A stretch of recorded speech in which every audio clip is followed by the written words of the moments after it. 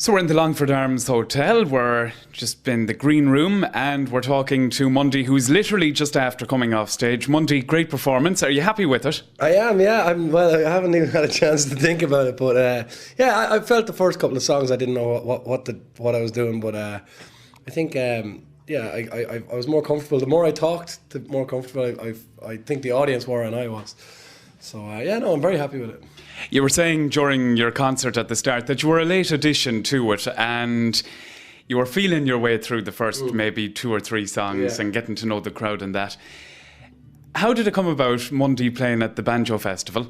Well, I've a German, she's my agent in Ireland, but she's German, Madeline's her name, and she just got the phone call, Ramblin' Jack Elliott, who's a hero of mine, and he pulled out.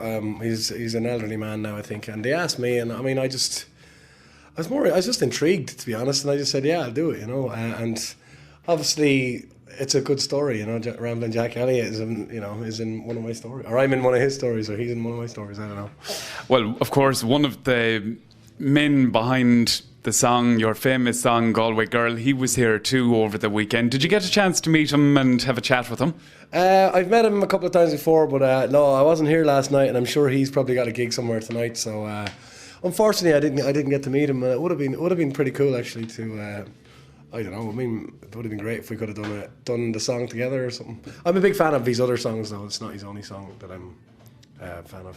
Now, of course, over the concert, the crowd got to know Mundy, and you've got strong Longford connections. That's right, yeah. My mother is from Farna, and in fact, my Auntie Mary, who lives in Keena, all her kids were great musicians, and I probably I'd have to hand it to them for kind of making me want to play music in the first place, because they just had so much vinyl, and so they'd all guitars and big into the Rolling Stones and the Beatles and stuff, so I have to tip my hat there, yeah. So did you get to see them all while you were down playing? And they were all in the crowd too, I think? Some of them were. I mean, my aunt and my mum and a friend of theirs were there. There's probably second cousins there that I've only met a couple of times out there, but you never know. I haven't gone out front yet to see who's there. Okay, finally, Mundy, you've got a new album out and you're releasing new music all the time. So many hit records and songs now behind you, and tours, of course, the whole Shannon experience and Desi O'Halloran and Mundy Live, all the albums that you've had. Do you find it easier or harder coming up with new material? Well, it was 5 years between albums. Well, my live album was in the middle of the last one, but the longer you leave it, your confidence kind of gets a little bit kind of tainted, or like now I think I'm ready to kind of go again. I think it's kind of like while you're still a bit fit in the studio, you can kind of you feel like you can keep creating, but if you leave it too long, the juices run out a bit. So it's kind of, you have to take advantage of the flow when it's flowing. You can't just let it just.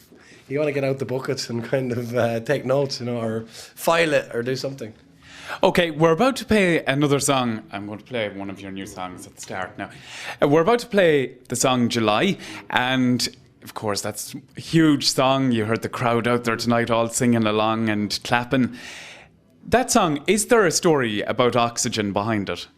Well, it would have been, I would say its home is in Oxygen, in that, like, I was playing it a good lot, but like, say I would have been playing to like 200 or 300 people, audiences, and then I got offered a gig at Oxygen, and it was to probably like 4 or 5,000 people, and for me it was kind of like a make it or break it gig. That's the way I put it in my head, and the crowd that year when I played went absolutely ballistic for the song, and I remember the security were hosing down the audience. It was that hot in the tent, and I was actually nearly crying. I was in a beautiful way, with joy. So yeah, you could say that's kind of where it had its first really big airing in front of a lot of people. Okay, let's take a listen to that song. It's Mundy on Shannonside Northern Sound, and it's July.